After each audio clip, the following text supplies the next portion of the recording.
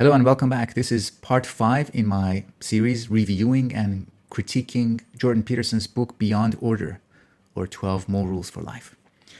In this part, I'm going to talk about rules 7, 8, and 9. Rule 7 is work as hard as you possibly can on at least one thing and see what happens. I'd like to highlight parts of Peterson's argument in this chapter. First, he writes that the mere act of commitment is on itself more important than what you commit to. That's because by making a commitment, you set in motion your process of development with regard to a set of skills or an expertise.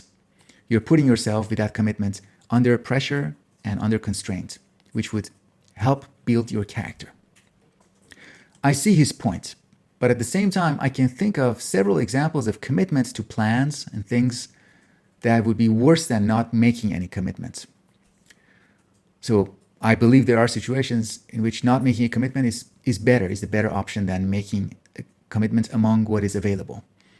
In my personal view, pursuing Islamic fundamentalism in a social form, cultural, scholarly, or any other form is worse than leading a frivolous life. In fact, with those options alone, life of frivolity would be beautiful. Maybe a rebellious choice, a choice that self-consciously aims to celebrate human freedom from a pointless commitment. I am reminded of St. Anselm's philosophical dialogues, where he addresses the correct and incorrect uses of the will, the capacity for voluntary choice.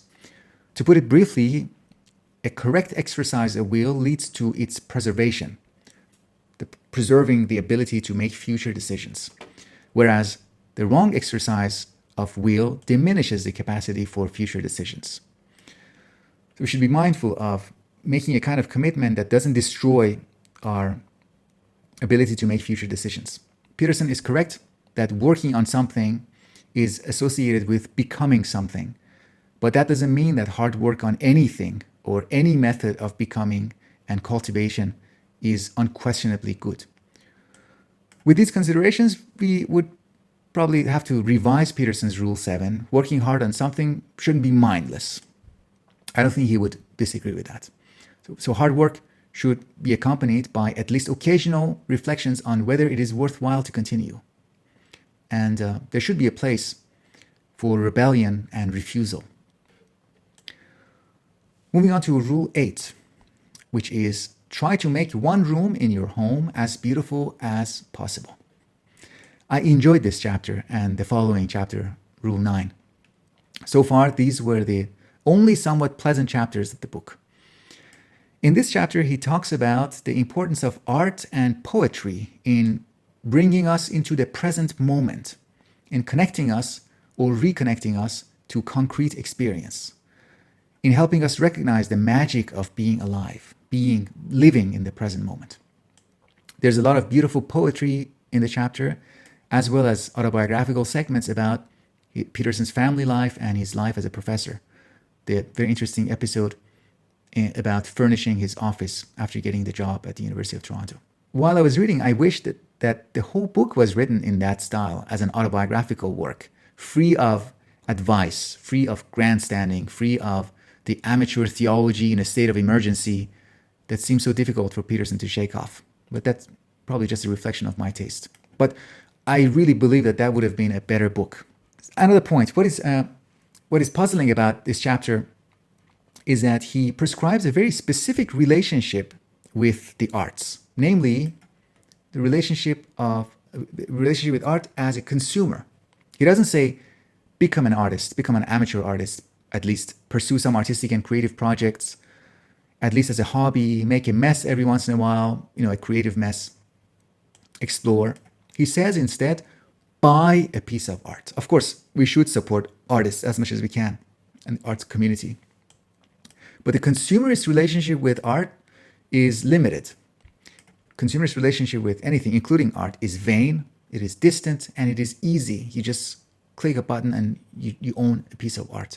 Rather than buying a piece of art, I could develop a relationship with an artist, maybe follow what they are up to, what they have done so far, get to know them a little bit, and over time buy several of their pieces over years, maybe not just one. 3, 4, I can have that ongoing relationship with the creator. This is more active in a personal way. Another way to be active is to attend a workshop or a beginner's class on painting, maybe. This is not necessarily for the purpose of producing art, but for the purpose of developing a sensitivity, artistic sensibility and taste. Some experience with painting, some experience with playing music can change the way we see and listen. And we would be able to appreciate the beauty in that room in a fuller way. The same goes for reading commentary and criticism on art. A good commentary can reveal previously hidden aspects of a work of art, and seeking commentary and criticism is another way to be active in our relationship with art. Although I enjoyed this chapter, I'll just encourage a more active relationship with artistic media. All right, rule 9. If old memories still upset you, write them down carefully and completely. This was, in my view, the best chapter in the book so far.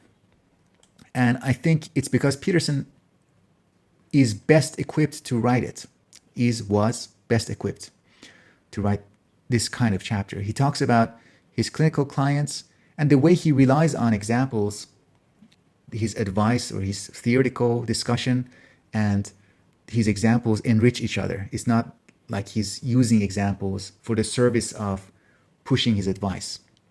There's a right balance between theory and example. So his examples are rich and instructive. For the first time after reading 8 other chapters, I felt like I'm reading a book that is offering me something. And I'm glad that I persevered in reading the book until this point, thanks to my YouTube review. This chapter is about the past and trauma and our ability to come into a new relationship, new understanding with the past and our past traumatic experiences. This is how Peterson describes the process. With some work, we should go from a low resolution representation of a past event to a high resolution representation of the event. This is like fancy language, but I don't think this is necessary.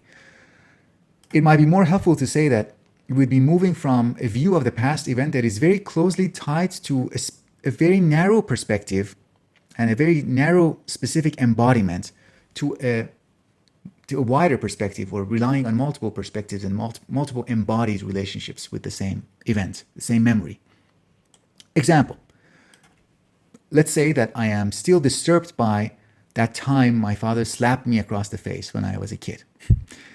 If I don't examine this memory with the aim of better understanding what actually happened, I would stay with that perspective, the perspective of a small and relatively helpless body, a small kid, relatively helpless person.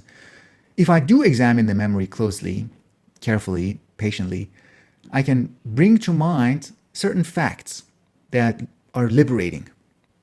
The fact that my father was at the time that event, slapping event happened, was a very young guy. In fact, he was younger than my current age.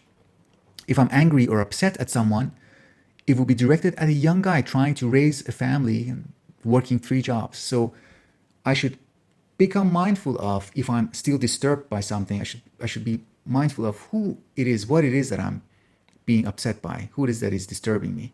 The person who's disturbing me is not a person who is physically bigger than me, is an old, powerful person. That is a person who instead is younger than my current age and under a lot of pressure. So I can add those facts to the episode. Besides, I'm not a kid. Now I'm a middle-aged man, and in my day-to-day life, I am very tolerant and patient with young men, including the young students in my classes. So with these re-examinations, I am producing a new understanding of the event, bringing it under a better view, a view that liberates me from being captured, being frozen by the memory, by that trauma. Peterson, the examples that he uses are different. They are from his clients.